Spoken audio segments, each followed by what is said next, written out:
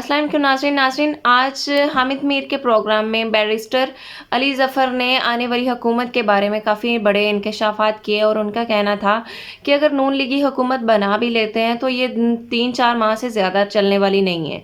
आइए इनकी गुफ्तगू सुनते हैं और फिर इस पर मज़ीद बात करते हैं। आपको वज़ारत उज़्मा का उम्मीदवार बनाया गया है और आज पाकिस्तान तहरीक इंसाफ ने उमर अयूब ख़ान साहब को वज़ारत उज़्मा का उम्मीदवार बना दिया है।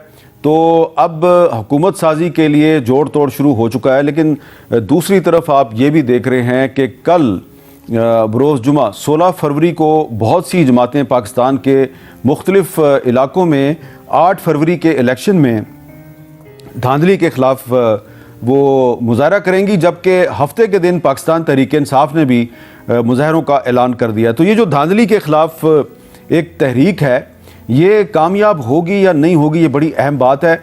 और तहरीक इंसाफ अगर अपना वज़ीर आज़म का उम्मीदवार सामने ला रही है तो वो नंबर कैसे पूरे करेंगे, ये भी बड़ा अहम सवाल है। बैरिस्टर अली ज़फ़र साहब पाकिस्तान तहरीक इंसाफ के सीनियर रहनुमा और मारूफ कानूनदान हमारे साथ मौजूद हैं। अली ज़फ़र साहब, आपसे ये सवाल करूँगा कि कल कराची में जमात इस्लामी जो है वो योम स्याह मना रही है। कल हैदराबाद में GDA और JUI का मुज़ाहरा हो रहा है और कल ही बलूचिस्तान में भी मुख्तलिफ पार्टियां जो हैं वो मुज़ाहरा कर रही हैं, लेकिन आपकी पार्टी ने ऐलान किया कि हम हफ्ते को यानी परसों मुज़ाहरा करेंगे। तो क्या इसका मतलब ये नहीं है कि धांधली के ख़िलाफ़ जो जमातें शोर मचा रही हैं उनकी आपस में कोऑर्डिनेशन नहीं है? जी देखें, ये कोऑर्डिनेशन हामिद मीर साहब डेवलप हो जाएगी आहिस्ता आहिस्ता, क्योंकि एक तरह से ये एक दिन की प्रोटेस्ट नहीं होगी, ये कंटिन्यूस प्रोटेस्ट का इरादा है।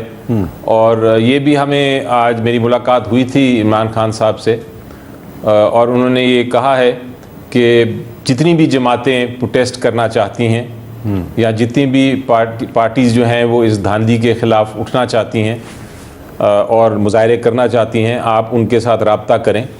और उस रब्ते के लिए एक कमेटी भी फॉर्म हो गई है।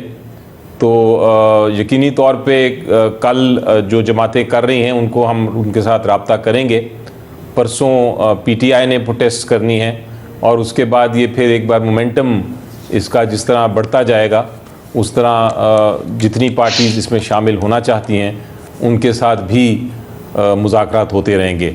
जो इस वक्त फ़ैसला हुआ है वो यही है कि इस धांधली के ख़िलाफ़ शायद कानूनी जंग तो अपनी जगह चलती रहेगी, लेकिन उसमें वक्त लगेगा। इन द मीन टाइम जो आपका सियासी मैदान है उसको खाली नहीं छोड़ना चाहिए। अच्छा। और अगर बाकी पार्टीज़ ने फ़ैसला किया है कि हम इसका मुकाबला करेंगे पॉलिटिकल फ्रंट पे भी, सियासी मैदान में भी, तो PTI उसके पीछे नहीं रहेगी।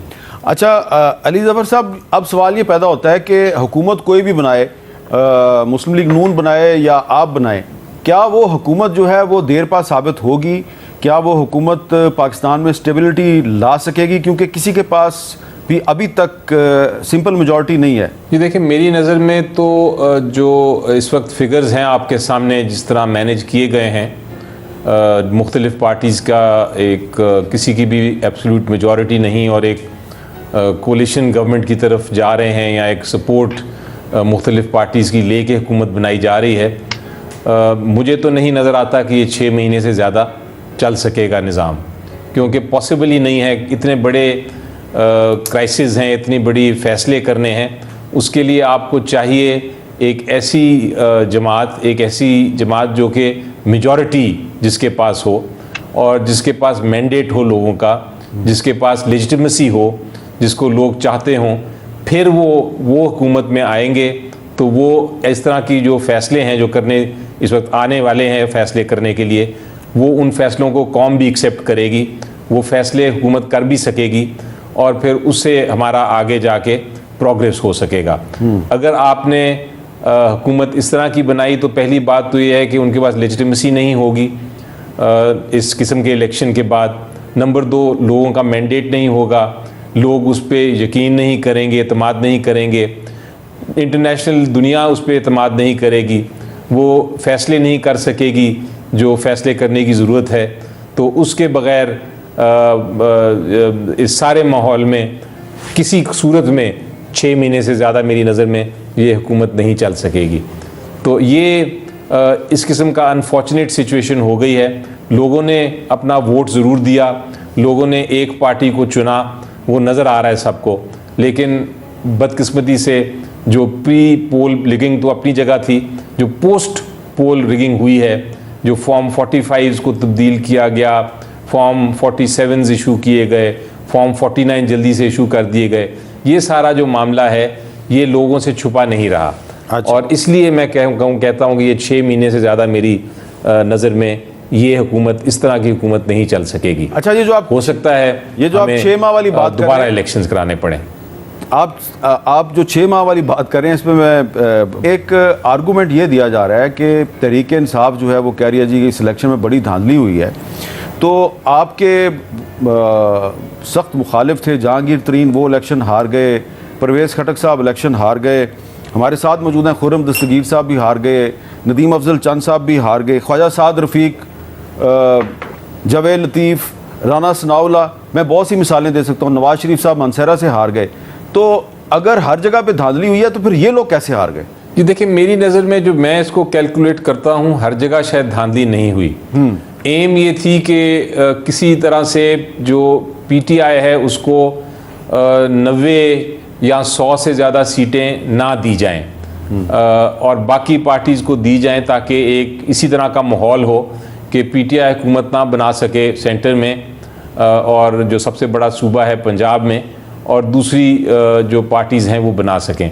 उसके लिए फिर सिलेक्टिव जो सीटें थीं वहाँ धांधली शायद की गई और वहाँ से जो सिटिंग या जो विनिंग कैंडिडेट्स थे उनको हटाया गया और दूसरों को लाया गया। तो इसलिए ये नहीं आप कह सकते कि 100% हर सीट पे ही धांधली हुई। मेरी नज़र में सिलेक्टिव सीट्स पे धांधली हुई।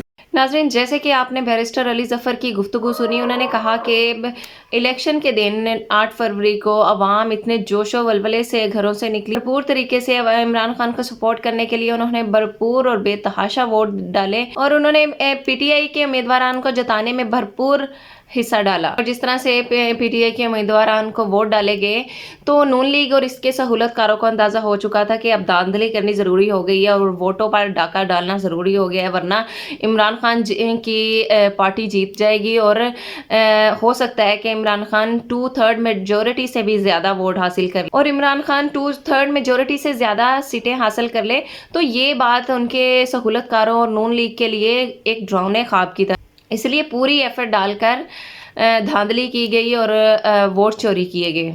नाज़रीन, ये नून लीग का यही कहना है और जैसे कि वज़ीर आज़म काकड़ का भी यही कहना था कि आप कहते हैं कि रिगिंग हुई है, आप कहते हैं धांधली हुई है, जबकि साद लतीफ़, राना सनाउल्ला, जावेद लतीफ़ ये तो हार गए हैं, यानी कि उनको भी पता है कि अगर ये हारे हैं तो धांधली नहीं हुई हो सकती। नाज़रीन, ये इसी तरह हमें बेवकूफ़ बना रहे हैं जैसे कि हमेशा से बेवकूफ़ बनाते आए हैं। नाज़रीन, सच तो ये है कि अवाम ने पीटीआई को इस कदर वोट डाले हैं कि इनके लिए ये बेतहाशा धांधली करना मुमकिन नहीं था, जिसमें इनको कुछ अपने उम्मीदवारों को हराना पड़ा ताकि इलेक्शन की जो 1-8% क्रेडिबिलिटी है वो तो कायम रहे। अगर इनको भी जितवा दिया जाता तो पीछे हारना किसने था। और इलेक्शन कमीशन की क्रेडिबिलिटी पर पहले ही दुनिया काफ़ी सवाल उठा चुकी है, तो अगर इस तरह होता कि इनको भी जिता दिया जाता तो पूरी दुनिया से सख्त रद्द-ए-अमल आता। रद्द-ए-अमल तो अब भी आ रहा है, लेकिन अभी नाम नेहाद जमहूरियत और नाम नेहाद इलेक्शन का नाम अभी भी बाकी। नाज़रीन, जावेद लतीफ़, राना सनाउल्ला और साद लतीफ़ के हार जाने की एक और वजह है वो ये कि ग्रेट पावर्स को ये चेहरे पसंद नहीं थे और उन्होंने इस हलकों में धांधली नहीं करवाई और इनको इनके हाल पर छोड़ दिया। तो जब हाल पे छोड़ दिया तो फिर इनका हारना ज़रूरी हो गया था, क्योंकि ये तमाम चेहरे माजी में भी ग्रेट पावर्स के खिलाफ प्रोपेगेंडे करते हुए पकड़े गए हैं। तो अवाम ने होने वाले इलेक्शन में खुद ही इनका हिसाब कर। नाज़रीन, दूसरी तरफ शहबाज शरीफ और इसके जीते और नून लीग के जीतने वाले उम्मीदवार चापलूसियाँ करने में तो माहिर हैं, तो इसीलिए उनका जीतना काफ़ी ज़रूरी था। नाज़रीन, पाकिस्तान की अवाम समेत पूरी दुनिया का यही कहना है कि इलेक्शन का और उसके नताइज का फ्री एंड फेयर होना बहुत ज़रूरी है। तो इस समर के लिए या तो पाकिस्तान नताइज शफाफ दे या तो इलेक्शन दोबारा करवाए जाएं। नाज़रीन, आपका इस बारे में क्या कहना है, कमेंट करके ज़रूर बताइएगा और चैनल को सब्सक्राइब ज़रूर कर लीजिए।